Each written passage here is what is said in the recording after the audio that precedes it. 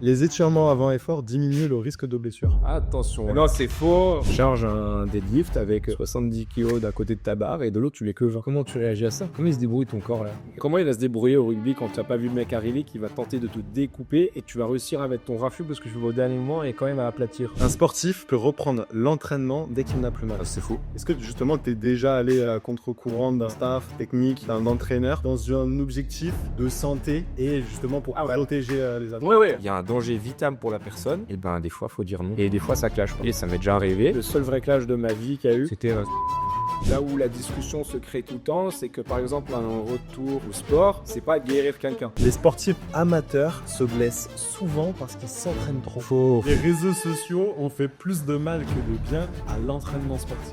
Oh là là là là là là. Aujourd'hui, le squad, je suis avec un pote qui brouille volontairement les frontières. Il est kiné, ostéo, préparateur physique, car il pense le sportif dans sa globalité. Adrien est un esprit de terrain formé à l'exigence du haut niveau, que ce soit en VTT de descente avec des champions lancés à plus de 40 km/h ou en salle avec des volleyeuses qui doivent exploser, pivoter et bondir toute une carrière. Il reconstruit, il éduque, il accompagne et prépare, mais surtout, il observe, il optimise et challenge ses athlètes. Dans cet épisode, on va parler du flou entre soigner et entraîner, parce que j'en ai marre que les sportifs disent « je vais en soins pour leur consulte avec le kiné », de vrais retours au terrain après une blessure, parce que j'en ai marre que les sportifs reprennent uniquement parce qu'ils n'ont plus mal, de peur, de confiance et de tout ce qu'on pourrait rater parce qu'on ne regarde que le visible. On parlera aussi de la responsabilité qu'on porte quand on touche à la santé des sportifs. Pour les auditeurs assidus, vous aurez remarqué qu'Adri était déjà passé au micro du Squad de la Performance sur l'épisode surcoté, sous-coté que je vous mets directement en lien dans la description. Adri, bienvenue sur le podcast du Squad de la Performance. Est-ce que tu peux te présenter rapidement aux quelques-uns qui n'auraient pas écouté ce fameux épisode? Salut, merci Max pour la nouvelle invite. Moi je suis du coup Adrien Bléchard, je travaille dans l'optimisation de la perf au sens large pour moi. J'ai fait des études de kiné et d'ostéo dans un premier temps et puis après j'ai continuer sur de la prépa physique, vraiment parce que pour moi, on avait déjà parlé, c'est un continuum que je veux explorer à mort, à fond.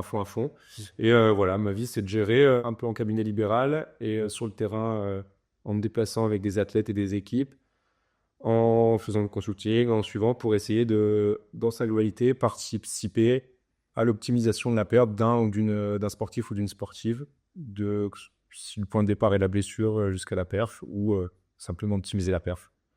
Donc voilà, un peu de... Là, justement, je vais te rebondir sur ce terme-là, d'optimiser la perf. Comme tu l'as dit, tu as plusieurs casquettes, ou en tout cas plusieurs compétences que tu as pu acquérir au fur et à mesure de ta carrière par rapport à sûrement des choses que tu as voulu explorer dans la performance des athlètes. À quel moment, en fait, ton rôle commence dans la prise en charge d'un athlète et à quel endroit, selon toi, tu dois passer la main parce que ton rôle s'arrête? Je pense que ça dépend plus du contexte que de l'étiquette. Tu vois, il y a des contextes où je vais être très, très, très kiné et je passerai la balle avec plaisir à mes collègues hommes ou femmes prépa derrière. Et il y a des contextes où je vais être très prépa parce que c'est l'environnement dans lequel je suis sollicité, c'est parfois avec cette étiquette. Et puis, le contexte que je préfère, franchement, c'est ce que j'arrive à construire et là où j'essaye de me mettre. C'est un contexte où j'ai un pouvoir d'action assez large, vraiment, et où, franchement, je passe pas la balle. Je m'entoure, je crée, j'agrège des gens autour de moi, enfin autour de l'athlète d'ailleurs, pas moi, on s'en fout. Mais j'agrège des gens autour de notre équipe pour que ce soit un travail commun, mais je nage pas la balle, quoi. Enfin, dans le fond, on garde la balle tous ensemble. Mais j'estime que on doit pouvoir être capable de... Par mon parcours, j'essaye d'être le plus capable possible de suivre la tête de la blessure à ultime perte, quoi. Après, ça veut pas dire que je fais tout seul et en aucun cas. Il y a des gens qui sont meilleurs que moi dans des milliards de domaines. Il y a des milliards de gens. Donc, faut connaître ses limites, savoir s'entourer, mais pas... j'aime pas abandonner le navire et tout séquencer sans avoir de suivi. Moi, ça me plaît pas trop ce jeu. Et justement, il y a une chose que toi, qui n'est pas du tout ton ressort, c'est l'entraînement pur, l'entraînement technique, l'entraînement très spécifique. Ouais, Des gens avec qui tu travailles, carrément tous des entraîneurs.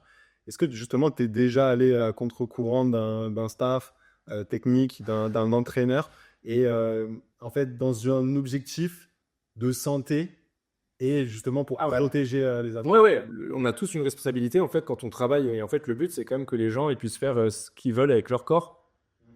Mais par contre, il y a des étiquettes qu'on le veuille ou non et j'ai été formé avec une formation paramédicale à la base qui me permet de trier, de faire attention à des signaux, de récolter des indices et de faire des enquêtes cliniques pour me permettre d'arriver à des conclusions. Et en fait, si la conclusion c'est de dire là, il ou elle, c'est pas assez solide pour qu'ils reprennent, mais vraiment pas assez, parce que c'est un process compliqué, en fait, la reprise, le RTP et tout, et des fois, ouais, faut dire non. Alors après, dire non de manière frontale, ça marche rarement, je sais pas ce que tu en diras, mais dans nos expériences, globalement, aller au clash, c'est rarement productif, et puis les sapes médicaux, on perd souvent. Mais je pense que d'amener des argumentations construites, justement, tous les process, de valider tout, d'essayer d'objectiver, de tester, de retester, de créer une histoire avec des tests pour voir des courbes de progression, pour être capable de vraiment d'objectiver au mieux, ça te donne des arguments pour des fois donner des indications. Mais il y a des fois, genre si on parle vraiment, par exemple, de VTT de descente, de DH, en fait, on met une commotion, c'est les commotions. Il y a un danger vital pour la personne, et des fois, il faut dire non, quoi. Et des fois, ça clash, par comme ça existe. Et ça m'est déjà arrivé. Alors, ça clash, il n'y a pas de problème personnel, il faut juste pouvoir prendre compte à la personne qui te clash. Mais quelqu'un qui a une commotion, dans certains cas, les prises de décision, elles sont altérées, la capacité de réflexion, elle est altérée. Et toi, malheureusement, même si tu t'entends bien avec le sportif ou la sportive, ton rôle, c'est de protéger, de dire, mais il est hors de question que cette personne remonte, par exemple, sur un vélo, parce que là, c'est un danger vital, et que même si il ou elle dit qu'elle est capable, mon rôle pour être en accord avec ma conscience professionnelle, c'est de dire non. Là, dans ces cas-là, ça m'est déjà arrivé, le seul vrai clash de ma vie qu'il y a eu, clash tranquille où j'ai dû tout écrire, tout mettre par écrit pour être que ça soit clair et tout, c'était suite à une commotion. Et la gestion d'une commotion, où là, je disais, moi, je voulais alors, c'est une décision médicale, mais c'était moi qui étais en première ligne, du coup, on était, et du coup, moi, mon rôle, c'était de faire filtre, et c'était de dire, moi, je représente sur le terrain la décision de l'équipe parce que c'est fait comme ça, et je transmets au médecin ce que je dis sur le terrain, et je transmets à tous les individus concernés le fait qu'il faut s'arrêter là. Ok. Effectivement, la commotion, ça fait partie de tes compétences. Comment toi, tu as géré le truc d'un point de vue un peu plus pratico-pratique? Je pense que c'est intéressant de savoir comment justement tu as justifié les choses et par quel procédé. Franchement, le VTT descente, on a quand même la commotion, c'est une blessure qui revient souvent. Et en plus, c'est entre guillemets à la mode. Et du coup, là, tout le monde fait très attention, donc on en détecte beaucoup. Je pense que c'est pas une mode, c'est juste qu'il y en a beaucoup et qu'on les détectait pas du tout avant. La commotion, c'est déjà de savoir qui sont les gens à qui tu as affaire quand ils sont pas commotionnés, en fait. Donc, ça veut dire tester les gens quand ils sont dans un état normal. Et puis, le jour où le problème arrive, on reteste les gens et on dit, là, il y a une altération de plein de choses, puisque ça peut toucher différentes sphères, la commotion, mais une altération de tel ou tel pôle, il y a des symptômes, il n'y en a pas, il y a des... Bref, il y a peut-être symptômes ou pas. Et du coup, là, il faut être factuel et il faut dire les choses. Donc, il faut dire les choses aux sportifs ou à la sportive de manière bienveillante, en employant les bons mots, mais en ne sous-estimant pas la conséquence qu'une seconde chute pourrait entraîner. Et après, concrètement, moi, je l'avais dit factuellement à la sportive concernée. Après, on avait échangé beaucoup. J'avais tenu au courant, toujours avec cette frontière du secret médical, tout le management de l'équipe. J'avais communiqué avec les médecins et physio autres qui pouvaient interagir avec cet athlète. Et après, quand je voyais que c'était compliqué, qu'il y avait une grosse pression et que, normal, à juste titre, elle voulait faire du vélo, mais c'est normal en fait. Moi, je dis pas le compte, c'est trop bien, j'aurais fait exactement pareil dans son cas-là. Mais moi, j'avais plus le pressentiment, j'avais la certitude avec les tests, avec tout ce qu'on avait et l'observation que j'avais, qu'il fallait pas. Et du coup, à un moment, j'ai dit, bon, factuellement, on va envoyer un mail. Et dans ce mail, on va mettre des trucs qui ne brisent pas le secret médical. On va retracer l'historique et on va l'envoyer aux gens qui gèrent tout ça. Donc à la tête qui était dans le mail, au manager, à la sélection nationale, à moi et machin, et aux médecins en copie. Et comme ça, tout le monde était au courant du statut sur le terrain qu'on avait en déplacement, je sais plus, dans le monde, en disant on en est là. Moi, ce que j'observe, c'est ça. Les tests, c'est ça. Donc ma décision, c'est ça. Si c'est pas, mais par contre, la décision finale ne me revient pas. Donc moi, je pose ça pour être en accord avec ma conscience et maintenant, vous vous débrouillez. C'est le médecin qui tranchera. Pour ceux qui sont hyper intéressés par toute cette thématique de la commotion, J'ai interviewé Alizé Pan, qui est une neuropsy sur Marseille. J'aimerais qu'on aborde la thématique sur la performance et la santé. À quel point toi, tu gères ce paradoxe qui n'est pas toujours évident, notamment dans le monde du haut niveau, mais pas que. On sait à quel point c'est pas toujours évident. Toi, comment tu gères par rapport à tes compétences multiples, le fait que parfois tu viens gérer une certaine charge et parfois tu dois justement la manager, la réguler. Ouais, je pense que c'est pas propre à un kiné qui fait de la prépa. Tu vois, c'est propre à des gens qui gèrent des athlètes et qui réfléchissent de manière complète. Franchement, il y a des kinés purs, des prépas purs, des gens qui mixent, qui essaient de mixer un peu les deux. Ça, je vous laisserai juger ça. Chacun fait comme il veut. Mais je pense qu'en fait, on est tous sur le fil de se dire, bah ouais, plus je pousse fort, plus je saute haut, plus je tape fort, plus je me déplace vite, plus je change de direction rapidement. Bah ouais, c'est bien. Jusqu'où je crée la fatigue, jusqu'où je prends le risque, jusqu'où j'ose explorer la zone grise que tu n'as pas assez explorée avant et on va t'y amener. Voilà. Et ben, ça, je pense que c'est du. J'ai pas de réponse miracle là-dessus. Je pense que c'est du management complet et humain. Et là, il faut prendre des indicateurs. Alors après, tu as tous ceux qui vont surmonitorer. On a déjà parlé dans le podcast. Tous ceux qui surmonitorent, d'autres qui préfèrent des échelles plus subjectives, des ressentis, machin. Mais t'as pas le choix que d'être pro et de trouver la limite selon le contexte, encore une fois. Des fois, on se dit, bon, bah, c'est le derby match, c'est la dernière course, c'est, enfin, tu vois, bon, bah, c'est la dernière session d'entraînement de notre bloc. Bon, bah, pourquoi pas, si t'as bien dormi, que t'es en forme, que t'es content, que t'es hyper coupé, bon, on peut essayer d'y aller, tu vois. Et puis, il y a des fois où il faudra mettre le haut là.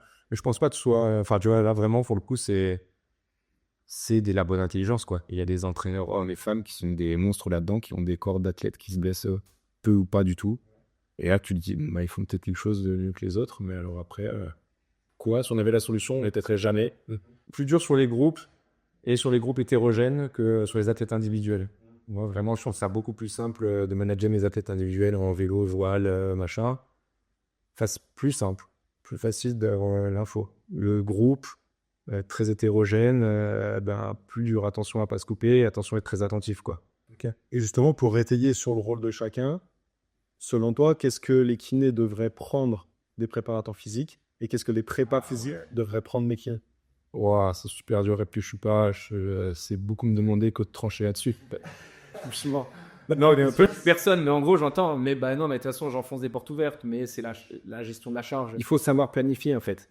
Il faut que les kinés, ils aient un langage commun avec tes prépas. Il faut que les prépas ils te comprennent quand tu vas leur parler. Il faut que quand tu finisses un process de RTS, RTP, de retour au sport, retour à la perf, une fin de rééduc, une réathlée, bah, c'est un lieu commun, la réathlée, en fait. Hein.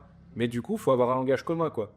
Je ne peux pas bégayer des généralités ou des non-sens qui vont nous faire perdre du temps. Il faut me faire perdre du temps au prépa derrière. En fait, c'est nous, les kinés, on doit absolument progresser sur la compréhension des mécanismes, la planification de la charge, la quantification de la charge, la réalisation de la charge. Enfin, tu sais, qu'est-ce que tu fais avec la charge, en fait? Parce que les kinés, on a déjà parlé une fois, on ne nous apprend rien à faire, on ne sait pas faire. Si t'es un kiné, que tu vas pas à la salle, que tu n'es pas formé, que tu n'as pas fait des formations ou d'haltéro, tu sais pas faire. Tu sais pas faire, c'est normal. Moi, je savais rien faire à la base, mais vraiment rien. Et du coup, il faut qu'on t'apprête, il faut que tu t'entraînes, il faut que, voilà, donc les kinés, on doit progresser là-dessus. Et les prépas, mais ça veut rien dire, mais j'avoue que ça se passe hyper bien, moi, dans mes relations avec certaines prépas. Quand les prépas, c'est des monstres de compréhension de la frontière entre la surstimulation et quand ils savent dire, OK, on arrête là. OK, je quantifie individuellement pour toi, je t'extrais du groupe. Je vais écouter le langage, la fin de ce qu'on m'a donné, là, je vais prendre ce que le kiné m'a donné, je vais adapter pour toi et je vais faire ce sas de décompression là. Je vais pas te jeter tout de suite, je dis pas que les prépas ils jettent tout le monde à haute intensité direct, ça n'existe pas. Cette petite zone grise de déceler, d'être attentif aux signaux du corps, à la gêne, tu vois, d'être attentif aux signaux qu'on peut envoyer, même les signaux subjectifs. Tout n'est pas que, je caricature un mort, mais tout n'est pas que flemme ou fatigue, tu vois. Des fois, il y a vraiment un truc latent et là, ça va péter, quoi, si on fait pas gaffe. Mais je pense qu'on devait, voilà, que chacun tire un peu vers l'autre et comme ça, tu as cette phase un peu grise là, où le langage commun est quand même, qui serait plus efficace, tu vois. Là, vraiment. Mais tu vois, la chose que je partage avec toi. Ouais. Et des kinés quantifiés quand tu fais du sprint. Tu vois, des kinés, moi, on m'a pas appris à faire, enfin, j'ai pas appris quand tu dis sprint dans une école de kiné, quoi, ça n'existe pas, ça. Non. On m'a appris d'autres trucs, le truc qui, tout le savait pas. Savoir planifier même une séance de muscu, savoir planifier une séance. Une séance de renfo, bah, c'est une séance de rééduc, pardon, bah, c'est une séance de muscu adaptée, en fait. Mais par contre, c'est une séance. On appelle ça une séance. C'est pas 30, 45, 1h30 passer dans un câble de kiné à tourner d'un atelier à l'autre. Ça, c'est pas ça. Faut qu'on construise des séances. Et des séances, bah, du coup, ça se met dans des cycles. Peu importe le nom que tu leur donnes. Mais peu importe la durée que tu fais, ça, tu t'organises comme tu veux. Mais ça fait des cycles. Et les cycles, ça se répète, ça se duplique, t'en mets un que tu remettras un autre. Enfin, peu importe comment tu le construis. Mais ça, les kinés, non. Pas de ça. Enfin, non. Je suis personne pour dire ça, mais il faut qu'on s'améliore là-dessus, quoi, clairement. Ok. Ouais, je suis assez d'accord avec ce que tu veux me dire. Et vas-y. Parce que dans le fond, tu vois, faire transpirer un patient, c'est facile. Tu vois, le renforcer correctement, de manière pertinente et tout, beaucoup plus technique. Hyper easy de faire transpirer avec. Tu vois, et moi,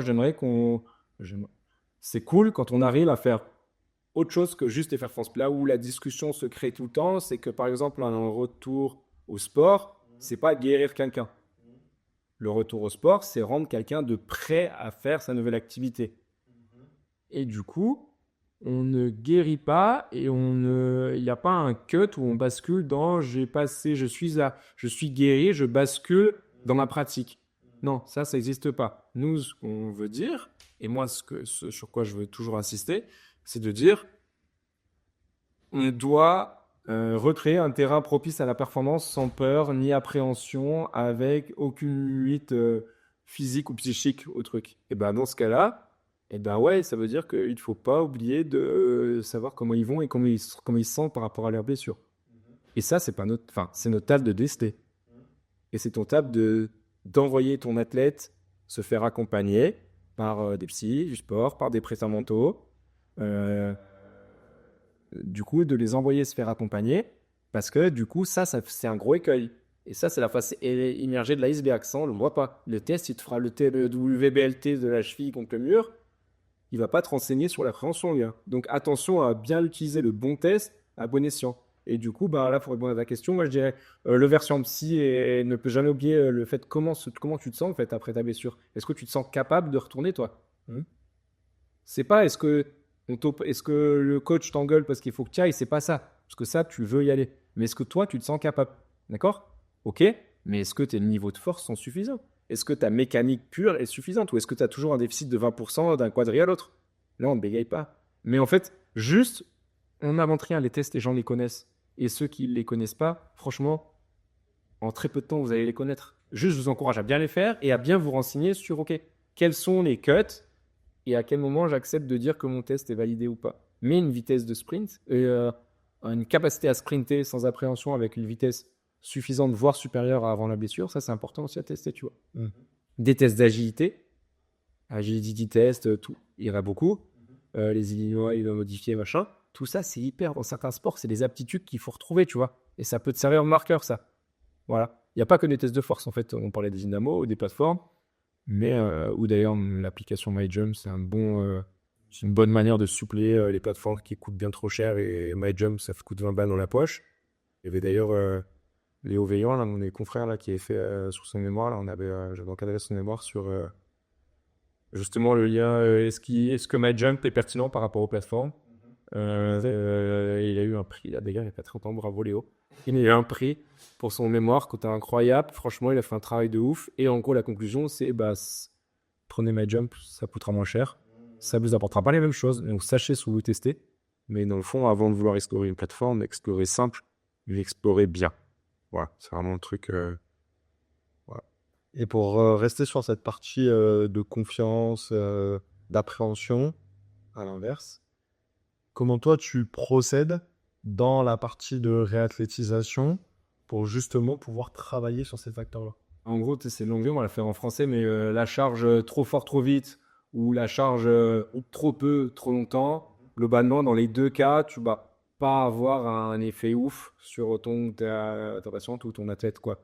Donc moi, pour me mettre en confiance, je rebâtis, je remets mes briques là où il faut. Dans mon grand bilan, j'ai remarqué où étaient les défaillances, tu vois. Est-ce qu'on a affaire à une grosse défaillance mécanique pure? Est-ce qu'on a affaire à un gros versant appréhension dans la douleur ou dans la blessure, tu vois? En fait, c'est vraiment un modèle biopsychosocial, que ce soit en soins ou en entraînement. C'est quel est le prisme où je dois attaquer vraiment? Et après, je rebâtis là où il y a la faille, si je suis capable de le faire. Et si c'est hors de mes compétences, je demande à quelqu'un avec des indications s'il est OK pour faire son travail de rebâtir Ce que je sais pas faire. Mais du coup, concrètement, exposé à des charges lourdes, il y a un moment, il faut pas bégayer. Et même en cabinet libéral, il faut sortir de sa zone de confort, il faut exposer les gens à des charges lourdes, par exemple. parce que tu auras des réponses que là-dessous, quoi. Tu n'auras pas des réponses sous une barre de squat à 40 kilos, ça t'apporte pas de réponse, ça. Donc, il faut sortir les gens de leur zone de confort, il faut s'assurer que les indicateurs biologiques de cicatrisation tissulaire ils soient bien validés. Je ne dis pas qu'il faut faire n'importe quoi, mais une fois qu'il y a ça, il faut y aller et il faut cogner, quoi. Vraiment, il faut mettre de la charge. Il ne faut pas avoir peur de doser, bien doser, être cohérent. Mais moi, pour remettre en confiance, je remets en confiance en validant des acquis, en disant, tu vois, tu es capable de faire ça, en fait. Donc, ne doute plus de toi. Et la prochaine fois, il faut avoir confiance, on va passer au step au-dessus et au step au-dessus. Et voilà, ça peut être de la force, mais ça peut être de la vitesse ou peu importe, mais voilà. Et jusqu'à quel point tu penses qu'il faut charger l'athlète dans un but de retour au sport? Ouais. Et à quel point tu te dis, là, c'est bon, là, c'est l'assaut est validé, et va, petit oiseau.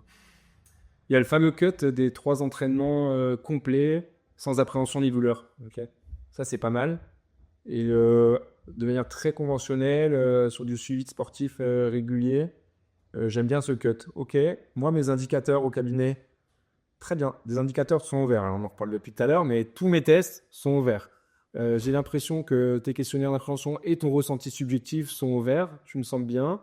Mon œil et ma main participent à cette équipe pour dire j'ai l'impression que ça renforce tout ça. On est plutôt ouvert. J'ai testé. On a testé en conditions de fatigue, machin. Tu es allé t'entraîner à petite dose, puis on a repris l'entraînement et tu m'as refait une semaine d'entraînement à 3 entraînements nickel, sans appréhension ni douleur. Et dans le modèle qu'on nous propose, j'ai envie de dire, moi franchement, ça me semble plutôt cohérent de dire, ok, 3 entraînements à bloc, sans douleur, avec toute la phase et de mise en confiance que tu as fait avant, on peut considérer que, avec des consignes, bien sûr, en étant proactif dans le temps, dans des routines, en donnant des consignes s'il y a des prépas qui encadrent derrière, en transmettant, pardon, pas en donnant des consignes, mais en transmettant des informations et en disant, voilà, moi, mon packaging, c'est rendre un athlète à 110% par rapport à quand je l'ai récupéré. C'est pas mon rôle dans ce contexte de faire passer à 120%, donc je vous le donne. Mes informations, c'est ça, ça, ça. Ces tests, c'est ça, ça, ça. Et en plus, vous avez vu, il a fait une semaine d'entraînement nickel, donc voilà, je pense que c'est là, oui. Sinon, en fait, ça peut jamais s'arrêter. Mais malgré tout, tu vas quand même jusqu'à 110%. Et, Par contre, pour quelle raison j'attends même au-delà du 100%? Mais même ça marche ça avec des patients, entre guillemets, c'est pas du tout péjoratif, mais des patients lambda, tu vois. Des fois, il y a des gens, quand t'as l'oreille qui traîne au cabinet, t'entends dire, ah purée, je me sens vraiment mieux qu'avant, même avant de venir. Ou il y a des gens sous un ton, ah ouais, c'est une vraie remise, c'est une remise en forme là qui est en fait. Ouais, en fait, c'est ça, grave. C'est des dépenses de santé pas chères. Elle nous tape dessus, c'est quand même malvenu, on coûte quand même pas très cher. Et je pense que les effets sont bien plus importants que ce qu'on me croit en fait. Remettre des gens en mouvement, remettre des gens à l'activité et ramener des gens à un niveau qu'ils ne pensaient pas pouvoir atteindre. Alors que toi, tu te dis, franchement, ça ne m'a pas demandé trop d'énergie de l'amener jusqu'ici. J'ai juste cadré, expliqué à mort, mais expliqué tout. Et les gens, ils ont envie après d'adhérer, tu vois. Après, c'est sûr que si tu mets un mec qui a jamais fait de charge lourde, tu le mets à la presse à 6 mois de son croisé, tu lui demandes de soulever des 130 kills, il va pas être enchanté si tu lui expliques pas trop pourquoi il le fait, tu vois. Mais si tu es dans un process vachement où tu expliques, où tu augmenter l'observance, tu vois, et initier que le changement vienne de lui et qu'il comprenne, tu vois, vraiment, qu'ils se disent, mais en fait, ouais, ça me met dans un mood de motivation et je vais être une meilleure version de moi-même. C'est hyper ricain de dire ce truc, t'enfonces des portes ouvertes, mais c'est vrai. Et nous, quand t'es kiné, franchement, de rendre les gens dans leur meilleure version d'eux-mêmes, c'est quand même en traumato. Attention, je fais un exercice que kiné du sport, mais dans ceux-là, mais c'est trop bien et c'est presque facile souvent. Tu rends des gens. Et dans le cadre d'un sportif, amateur, semi-pro ou professionnel, pour quelle raison c'est pertinent d'aller au-delà? S'il a pété, c'est qu'il y a un contexte qui a fait qu'il a pété, qu'il a pas été assez solide. Tu vois? l'entraînement, c'est une adaptation à la blessure. C'est que tu as loupé l'adaptation, en fait. Donc, moi, je me dis, je vais rendre cette personne qu'elle tolère encore plus d'adaptation qu'avant pour la rendre dans un état 2 encore plus fort que celui d'avant parce que j'ai pas envie que ça répète, en fait. C'est juste ça, ma logique, c'est de me dire, si je redonne la même personne, et puis franchement, on fait des tas de trucs en prévention des blessures et tout, mais on n'est pas très fort. Hein. Les ischios, ça pète toujours autant. Il y a des machines, hein, demandez à Brian Nitré, peut-être on sera moins nul après, mais les ischios, ça pète. Bah ouais, mais parce qu'en fait, il y a des trucs, on arrive, soit c'est pas bien fait, soit on n'arrive pas trop à le prévoir correctement, enfin machin. Il y a une zone grise. Et ben rendons les gens plus forts, comme ça on redonne des gens plus forts, ça se pètera moins, et voilà. Après, plus fort, c'est pas que plus fort au squat, hein. Je t'ai dit, il y a plusieurs pôles, et c'est là où notre expertise, l'élevage de groupe, ça marche pas hein, dans un cavalier. Il faut de l'individualisation. Ça, j'en suis convaincu. Il faut de l'individualisation parce qu'il faut faire une carte d'identité de la personne que tu as. Et si tu dois passer 1 heure, 2 heures à individualiser pour mieux comprendre la personne au début, il faut la scanner et il faut comprendre. Si tu ne comprends pas la personne au début, tu peux direct partir sur le mauvais chemin, quoi. Par contre, si tu individualises bien, trop stylé, tu individualises, tu fais ta cartographie, et là, déjà, ça t'offre une grande route. Tu te dis, j'ai l'impression que c'est cette route. Après, il y aura plein d'autres possibilités de route. Hein. Et tu te reposeras la question à chaque fois. Mais Ouais, clairement. Et depuis tout à l'heure, on parle d'appréhension, on parle de peur. ouais, C'est quelque chose qui est commun effectivement à chacun, que ça va de la peur du mouvement pour se tourner, se pencher, qu'une personne peut-être plus sédentaire versus, dans le continuum, un sportif type, je sais pas, rugbyman qui a peur d'aller au contact parce qu'il s'est fait une acromioclaviculaire au niveau de l'épaule, etc. Toi, il y a un truc qui est assez atypique, je le disais en introduction, tu travailles avec des vététistes de descente qui vont à des vitesses conséquentes. Comment toi tu intègres cette notion-là déjà d'un point de vue développement quand l'athlète il est sain et que il est dans un processus de développement, mais aussi et surtout quand il y a eu blessure, quand il y a eu chute, comment tu intègres ce processus-là pour qu'il puisse repartir avec des vitesses de 30, 40 et tu disais jusqu'à même 70 ouais, il est km/h. à 70 km/h dans les arbres. C'est conséquent. C'est conséquent. C'est vrai, c'est très conséquent. Et oui, et là, pour le coup, dans les sports à haut engagement, je dirais presque, moi j'appelle ça presque des sports vitaux, mais en fait, si ça passe pas, il y a un risque quand même. Enfin, non, mais vraiment, il faut être conscient, quoi. Enfin, il y a des risques vraiment forts, et il faut se dire que si tu fais une erreur, elle peut avoir des conséquences dramatiques.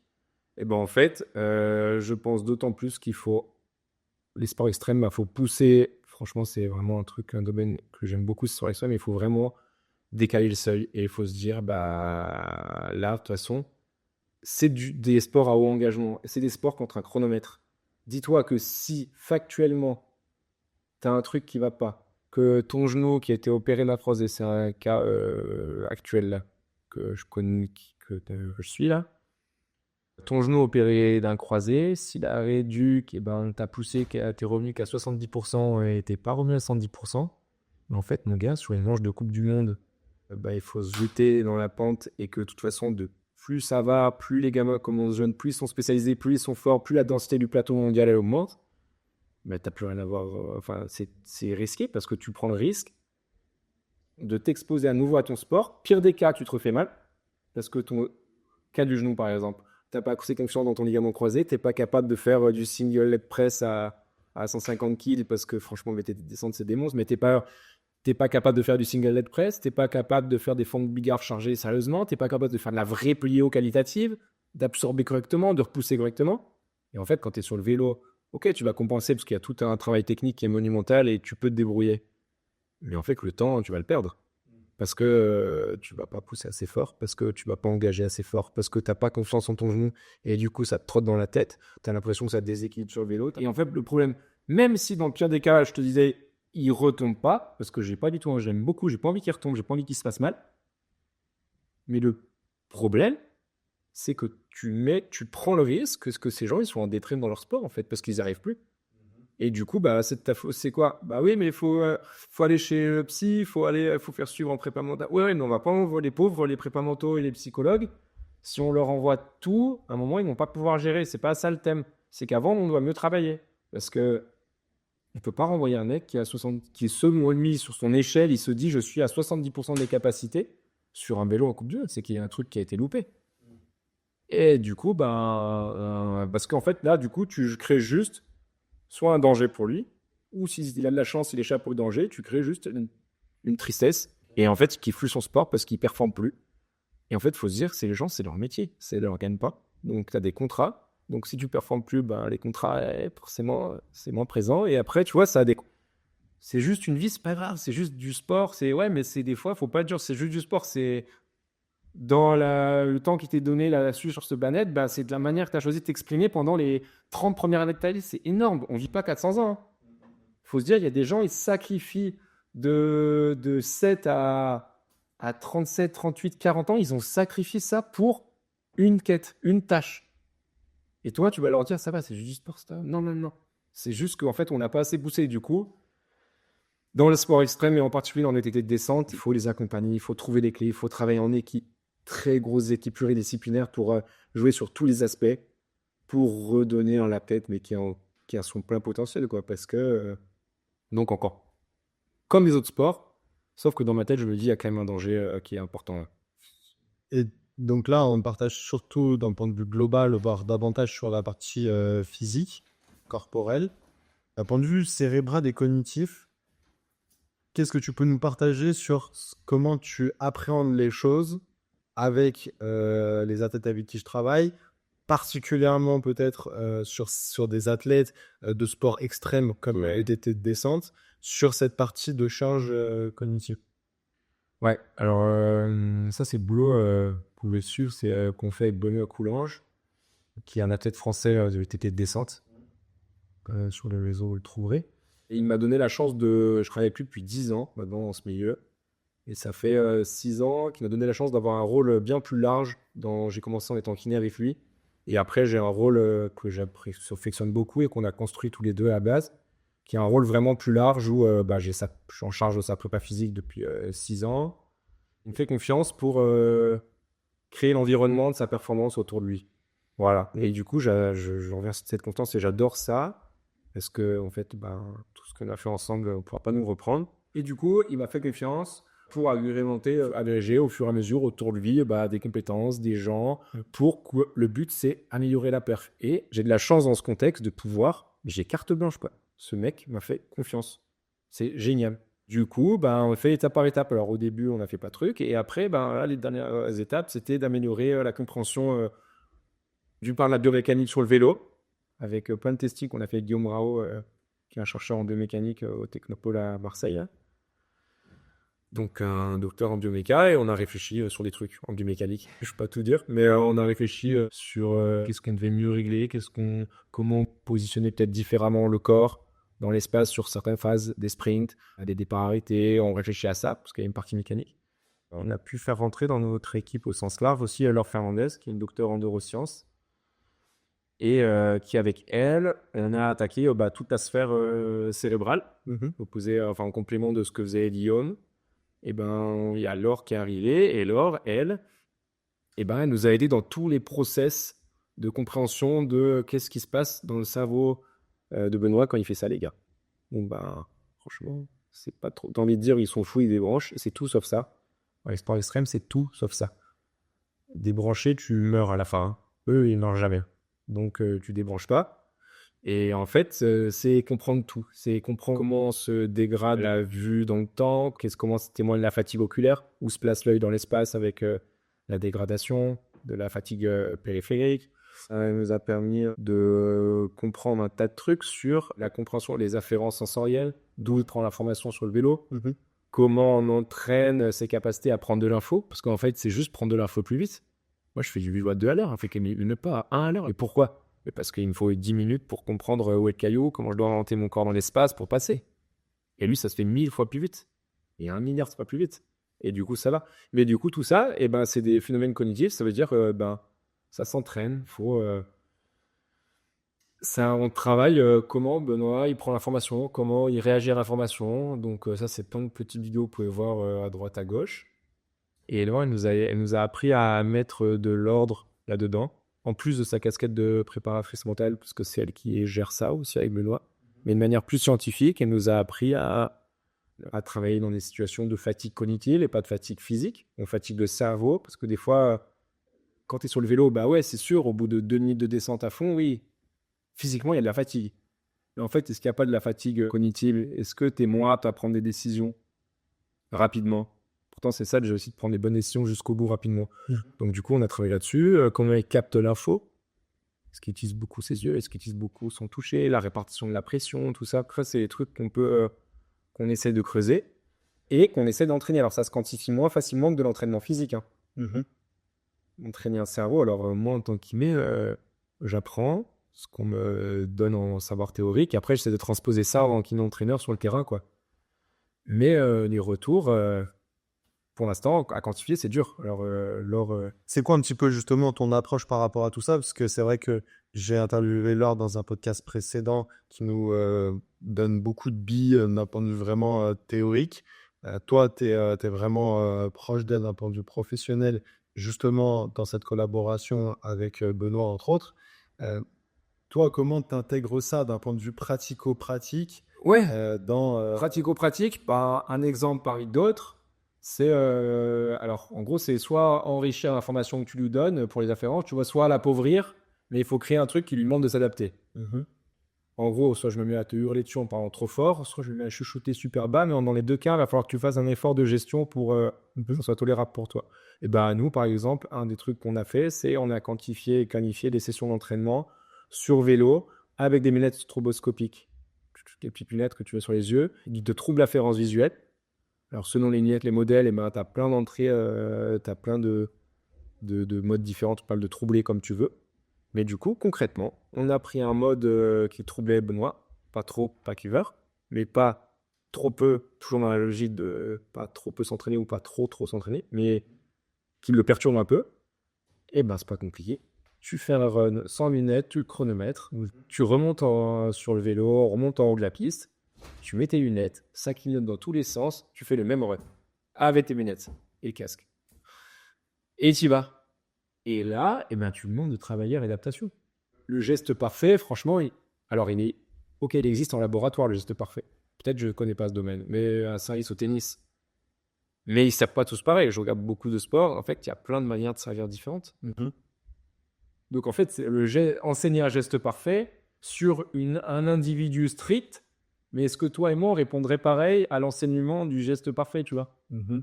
On a appris pendant de longues années, je fais énormément de basket quand j'étais jeune, on te dit à positionner ton coude, t'as machin. Mais en fait, moi, mon coude comme ça, bah, ça me gêne un peu, machin, ça me met pas à l'aise dans mon lancer franc. Et en fait, quand tu regardes des matchs pro, mais il y a autant de joueurs que de manière shooter un lancer franc. Donc, dans le fond, pour moi, le geste parfait, il n'existe pas. Il n'y a pas une manière idéale de piloter un vélo de descente. Et je ne sais pas faire comme il fait. Je ne sais même pas faire, en fait. Je sais un peu faire, mais c'est mieux. Mais du coup, il n'y a pas de manière idéale de faire. Par contre, il y a une manière de faire ta manière idéale. Et surtout, bah, quand ta manière idéale, il y a un problème qui vient troubler ça, c'est ça, les là où il et elle, les tops, ils gagnent. Comment tu as réagi à l'imprévu, en fait? Comment tu as réagi à ce truc que tu n'avais pas prévu? Eh bien, si tu es fort dans la réaction, si tu es fort dans la capacité de réagir à l'imprévu par rapport à ton idéal à toi, ben c'est bon, tu gagnes. Et ça, c'est ça l'entraînement, de se dire, je réagis à l'imprévu. Mais c'est vrai dans l'entraînement physique aussi, en fait. Des fois, je fais des séances asymétriques. Je charge un deadlift avec 70 kg d'un côté de ta barre et de l'autre, tu mets que 20. Vas-y, fais ça. Ça n'a aucun sens. Enfin, ça n'a aucun sens, si, ça a du sens. Enfin, j'espère que ça a du sens. Et puis moi, je pense que ça a du sens, pour ça que je choisis de faire. Mais peu importe. Mais en fait, vas-y, comment tu réagis à ça? Comment il se débrouille ton corps, là? Comment il va se débrouiller au rugby quand tu n'as pas vu le mec arriver, qui va tenter de te découper et tu vas réussir à mettre ton raffut parce que je vais au dernier moment et quand même à aplatir? Tu vois? Bah, est-ce que c'est que en faisant de l'isoclimat, enfin vrai, de l'iso comme un fou contre un mur en supramax, que tu entraînes à la résistance au raffut? Non, je pense pas. Par contre, c'est indispensable. Pousser comme un taré en iso climat, là, machin. Ok, indispensable. Mais en fait, il y a d'autres trucs. Il faut réagir à l'imprévu. Il faut être capable de réagir à l'imprévu. Donc, des fois, par exemple, les outils, par exemple, c'est la RT concrète, qui est l'unité stroboscopique pour troubler l'entrée visuelle. Des séances plus classique sans matos de muscu asymétrique, aller des barres asymétriques, avec surprendre le corps, le pousser à s'adapter. Je dis pas que c'est qu'une planif au hasard, mais en fait, il faut juste apprendre le corps à réagir à l'imprévu. Et dans ce cas-là, je pense que tu te différencies un peu du reste après. Juste pour les non-initiés, donc l'iso-climat, c'est donc de l'isométrie de surmontoire où tu viens pousser contre une charge immobile, pour que ça soit clair de manière vulgarisée. Justement, tu nous as donné pas mal d'informations dans la manière de procéder, dans les contraintes que tu vas mettre sur l'athlète. Ouais. Comment toi, justement, t'appréhendes les choses à l'heure actuelle dans l'organisation des contraintes que tu vas imposer? Comment tu réfléchis un peu d'un point de vue périodisation, planification de tout ça? Ouais. Parce que tu parlais de l'entrée visuelle, tu parlais d'un système un peu plus asymétrique. Ouais. Quand même, il y a des gens, les choses justement pour les planifier. C'est dur à quantifier. Et ça, il faudra écouter Laure Fernandez dans le podcast. Je pense qu'il en dira beaucoup. Parce que c'est quand même son domaine d'expertise fort. Mais nous, côté terrain, et ben dans le fond, mais en fait, c'est comme l'entraînement physique. Dans le fond, il vaut mieux je sais, tu fais une formation sur la planif d'ailleurs. Mais en fait, il y a des grands modèles théoriques de planif. On en jouait, on peut en rejoindre certains ou on préférait certains. Mais en fait, on sait quand même que globalement, bah, de toute façon, j'ai envie de te dire, peu importe ce que tu fais, mais si tu stimules fréquemment, tu auras des adaptations. La fréquence, ouais, la fréquence. Franchement, moi, je vais à la salle maintenant. Avant, je faisais mes prog et tout, sérieux et tout. Je vais à la salle maintenant, je me dis, vas-y, je fais tout le temps que j'y vais régulièrement. Qu'est-ce que tu as envie de faire aujourd'hui? J'essaie de répartir un peu dans le temps mes stimulations, mais je réfléchis pas plus que ça, tu vois. Donc, la fréquence de stimulation et la régularité dans la stimulation sont pour moi indispensables, que ce soit en entraînement physique ou en entraînement cognitif. Ça veut dire concrètement que dans ta semaine, alors en rééducation par exemple, pour des ligaments croisés, on sait que les ligaments croisés, ils ont une dépendance visuelle après l'opération qui augmente vachement. Ça veut dire que quelqu'un qui a un ligament croisé opéré, pour se tenir sur un pied, quand il y arrive, une fois qu'il y arrive, il va y avoir besoin, il va être plus dépendant de ses yeux qu'un non opéré. Bon, bah par exemple, les ligaments croisés opérés, au début, bah, ils ont toute une phase où ils font de l'équilibre sur un pied, yeux ouverts. Quand ils y arrivent, équilibre sur un pied avec les lunettes pendant 10 minutes. Et on cherche le mode qui te déséquilibre un peu et qui te fait travailler. Et puis à chaque fois, on est un peu progressif. Et je l'expose à chaque fois. Et s'il faut, s'il faut expliquer, trouver des parades pour qu'il fasse autrement à la maison, des lunettes de piscine où tu viens, des belles lunettes bien rondes, là, où tu viens cacher des champs visuels et tout, ça peut suffire. Tu coloris, tu caches, tu fais des papiers, tu caches le bas par exemple, tu caches tes visions périphes, tu peux créer des trucs. Enfin, tu vois, on peut adapter les trucs. Mais genre, par contre, toutes les séances, on en fait un peu. Si je te vois pas, il faut que tu en fasses quand même. Je parle du principe qu'il va falloir qu'on crée l'adaptation comme ça. Mais comme l'adaptation physique, tu vois. Et par exemple, Benoît, dans l'entraînement au vélo, bah, il faisait d'autres trucs. Mais par exemple, cette entrée visuelle, on a travaillé. Il y avait du roulage une fois par semaine avec les lunettes, 7 à 8 runs par semaine à faire avec les lunettes. Tout l'hiver. Ok. Tout près. Mais du coup, ça, c'était suite à ce que j'avais pu apprendre, entre autres, grâce à Laure et ce qu'elle m'avait fait lire, ce qu'elle m'a expliqué et tout. En fait, faut appliquer fréquemment. Alors nous, sur le terrain, bah vas-y, tu sais quoi? Appliquons fréquemment. Ok. Bah vas-y, on répète.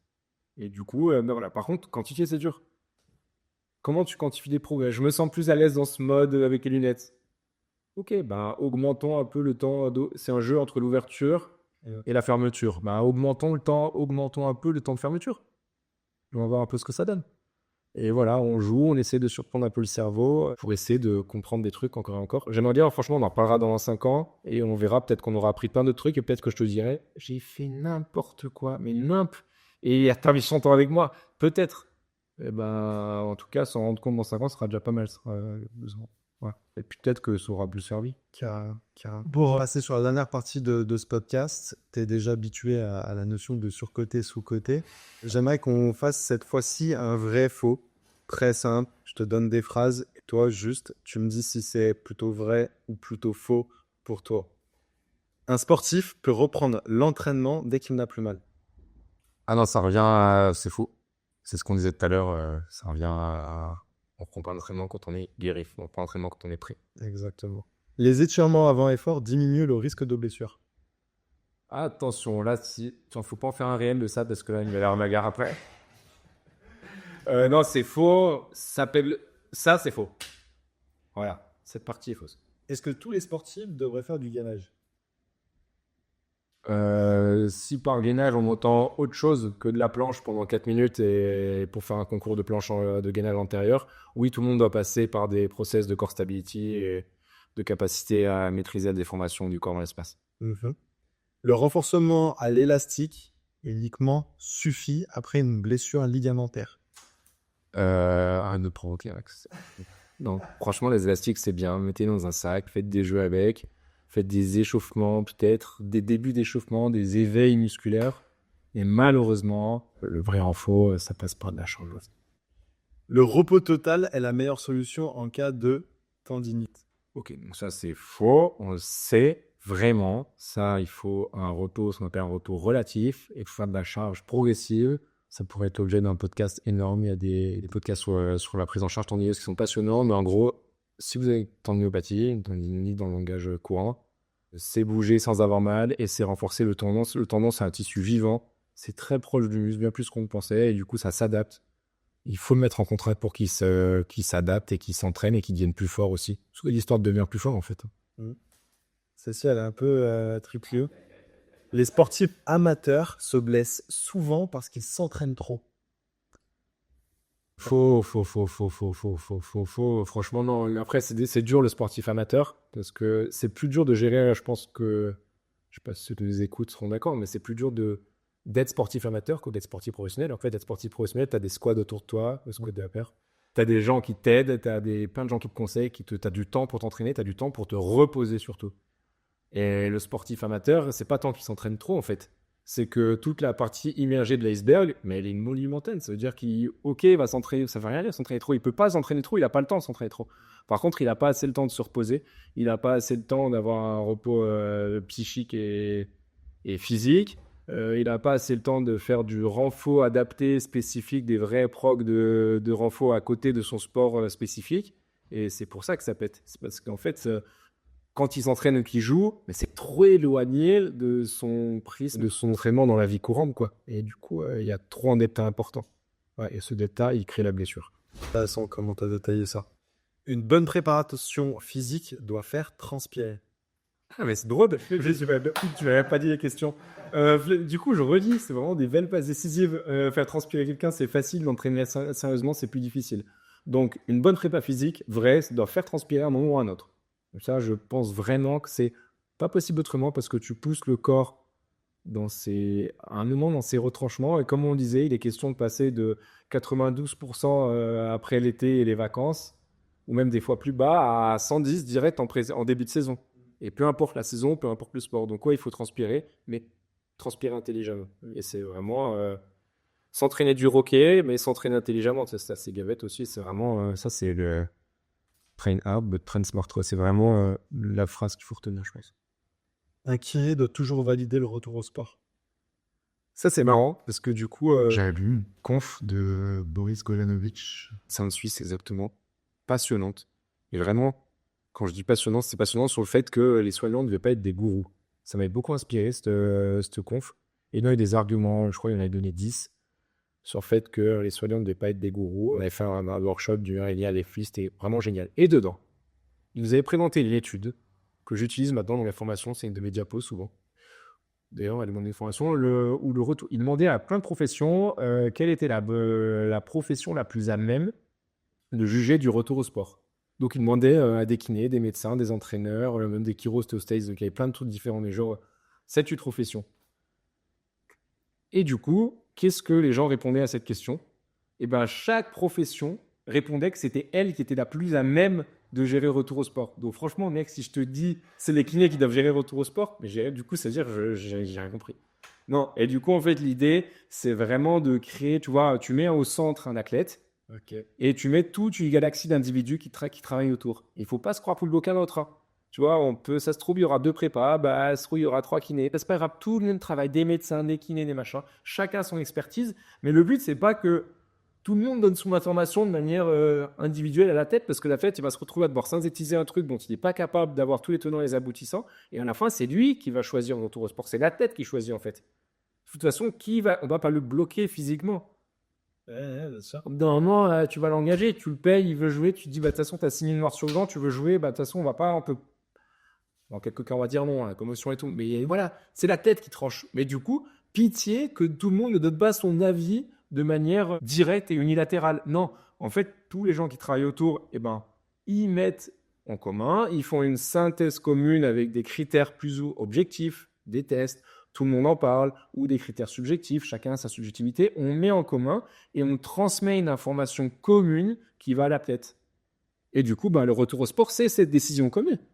Mais après, tu as des médecins, c'est des machines de guerre. Donc, il y a des médecins qui pourraient faire du retour au sport comme ça parce qu'ils sont plus forts que toi en muscu, parce que bah ouais, ils sont plus costauds que toi. Il y en a, ça existe. Hein. Faut pas croire que le médecin, il a des lunettes comme moi, il a son bureau, son ordi et il gère des grippes toute la journée. C'est pas vrai. Il y en a, c'est des machines de guerre. Et bah, dans ce cas-là, on va pas lui dire non. Mais dans ce cas-là, on va lui apporter une petite partie de notre expertise qu'on a et peut-être qu'il a pas mis dans son raisonnement. On va dire, tiens, ça c'est ma brique. Et la psy, elle va dire, ou le psy, il va dire, tiens, ça c'est ma brique. Et là où la nutritionniste, il va dire, ah, regardez, tenez ma brique. Et avec ça, on synthétise, on donne. Alors dans ce cas, dans cet exemple, c'est le médecin qui va donner.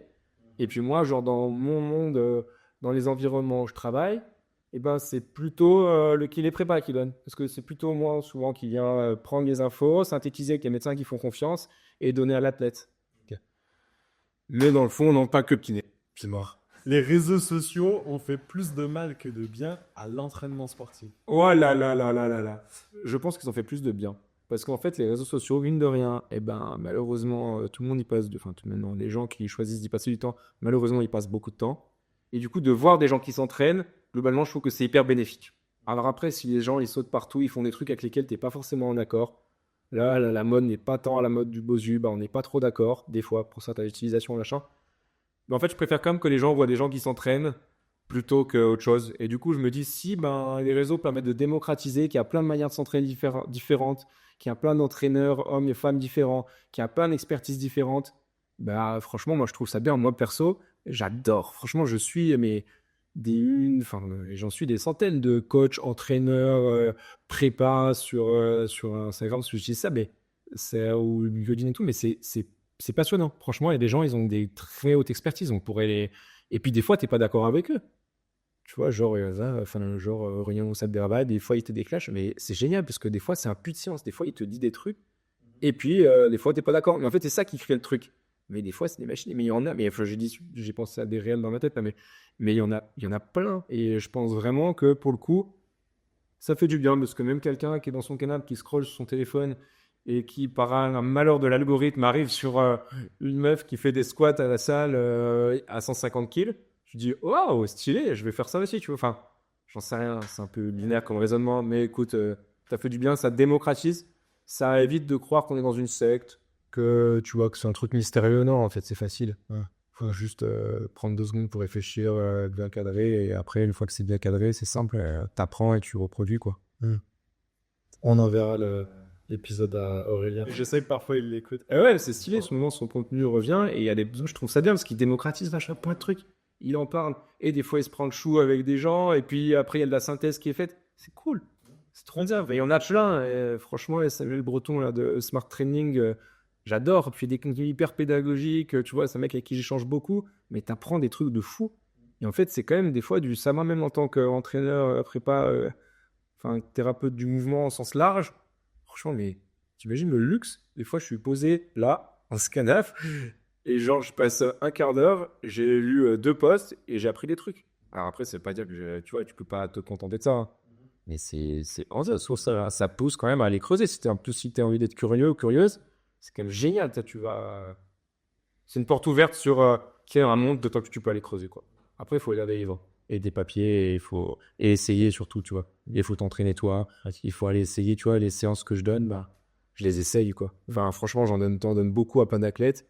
On donne beaucoup à plein d'athlètes, mais en fait, il y a toujours un moment où je vais essayer des enchaînements, essayer des supersets pour voir ce que je ressens, essayer des trucs juste pour voir, quoi, tu vois. Et ce ressenti, je trouve que c'est primordial, quoi. Parce que, mine de rien, si tu te l'affiches à toi, ben, c'est horrible, mais c'est un peu égoïste, mais tu vas savoir ce que tu as chez les autres. Donc, quand même, voilà, c'est pas la même personne, mais au moins, ça permet de te la libérer un peu, de te rendre compte, de te réaliser ce que c'est la demande, quoi.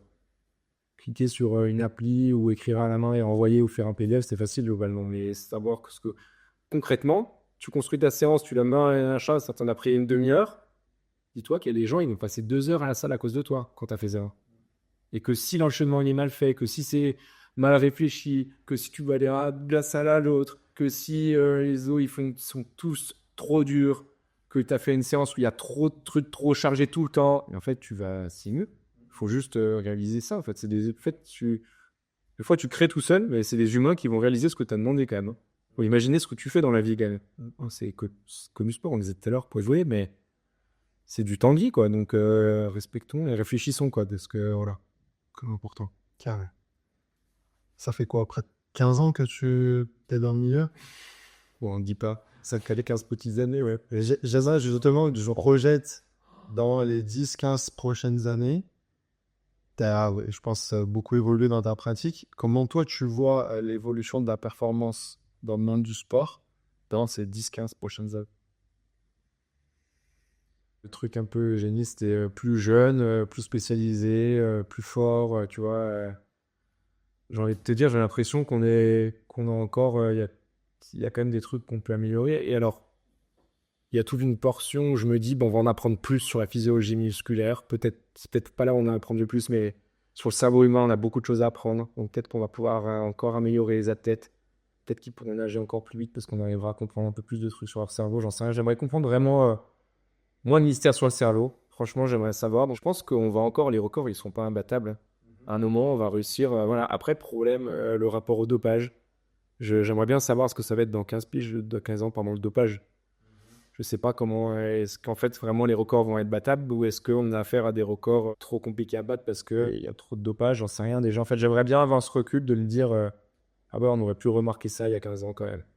Ça c'était possible, ça c'était pas humain, ça j'en sais rien en fait, je sais pas. Et du coup, je pense que bah ça sera quand même plus vite, plus fort.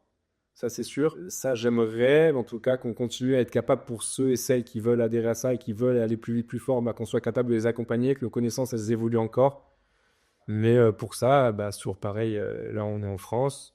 Et dans 15 ans, si je suis en France, eh ben, faut qu'il y ait plus de moyens pour les sportifs parce que le sport n'est pas considéré du tout à sa juste valeur. C'est pas qu'une manière de passer du temps, en fait. Des fois, c'est une philosophie de vie. Des fois, c'est un métier. Des fois, c'est une carrière professionnelle. Des fois, c'est une vie entière. Tu es dédié à ça. Bah, tu as bien vu l'héritage qu'il y a après Paris 2024. Franchement, j'y suis allé. J'ai vu des athlètes avec qui je travaillais, j'ai vu des athlètes que je connaissais pas, j'ai adoré.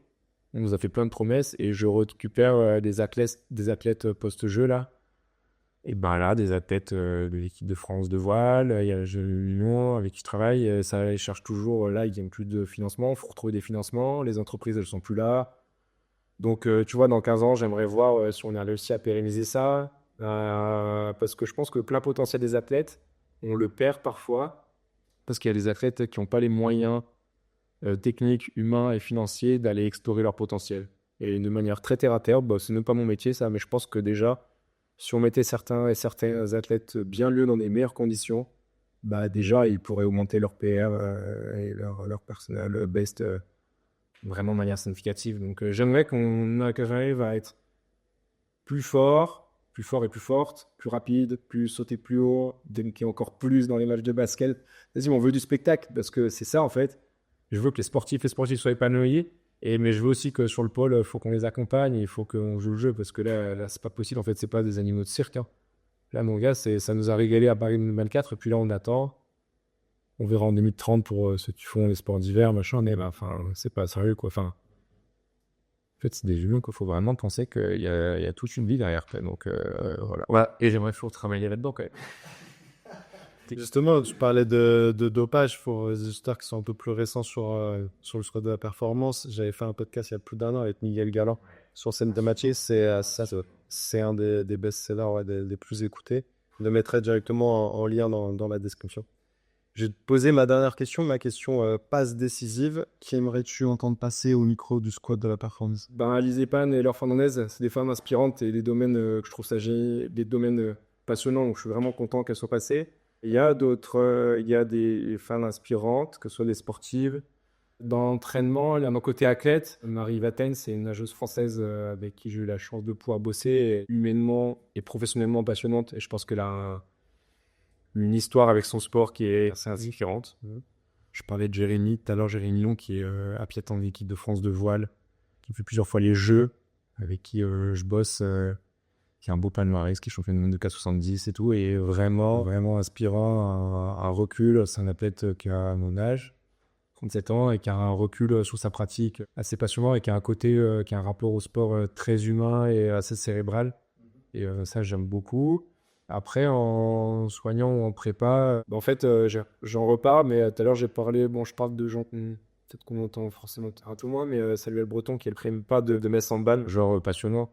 Et tu sens que, tu sais, il est là, quoi. Enfin, il est animé par ça, il a un peu de casse-culelle, et je pense qu'échanger avec lui, ça peut être des heures d'échange assez ouf. Pour l'avoir fait en off, je trouve ça assez génial.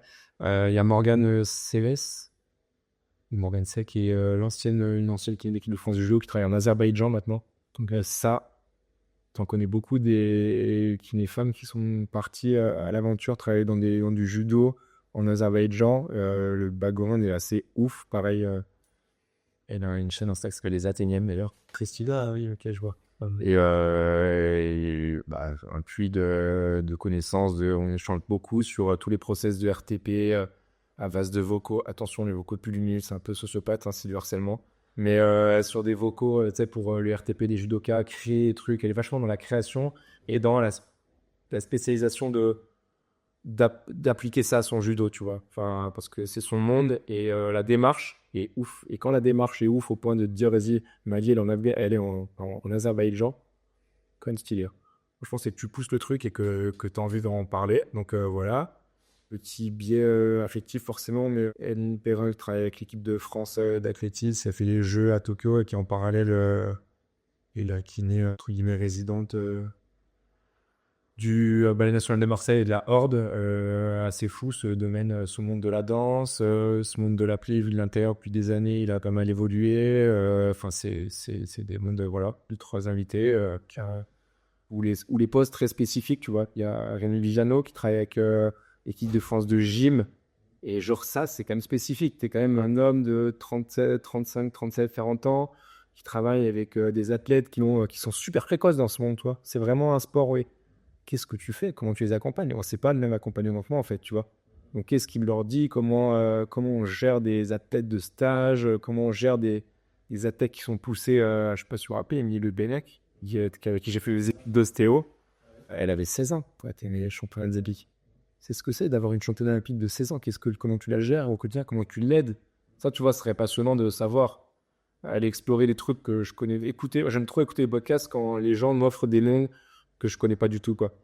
Et voilà, donc si certains qui fait le VTT de descente ont envie d'aller voir à quoi ça ressemble, aujourd'hui, franchement, je suis content. La de ouf. Et voilà. De ouf, ça vaut mieux. C'est une piste à explorer. Adrien, je te laisse le mot de la fin. Merci à toi pour la qualité de ce que tu proposes, et je prendrai beaucoup de plaisir à continuer à écouter toutes tes invités. Voilà, c'est hyper quali. Moi, j'aime beaucoup. Je dis pas ça pour moi du tout. Il faut être de l'autre côté un peu, et il faut remercier. Merci pour ton travail. Quoi ça. Merci beaucoup à toi pour l'épisode, pour l'échange, pour tous les moments off qu'on a pu échanger tous les deux. Merci à toi qui nous a écoutés jusqu'au bout. N'oublie pas de t'abonner au Squad de la Performance sur YouTube et ta plateforme de podcast préférée. Si tu as aimé notre conversation, si tu as des questions, fais-le nous savoir en écrivant un commentaire directement sur ta plateforme d'écoute. Nous, clairement, on y répondra avec grand plaisir. Et en plus de ça, ça permet un meilleur référencement du podcast pour que davantage de sportifs aient accès aux conseils d'Adrien.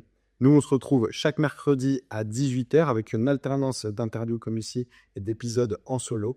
D'ici là, je te souhaite de prendre un maximum de plaisir dans ton sport. Force!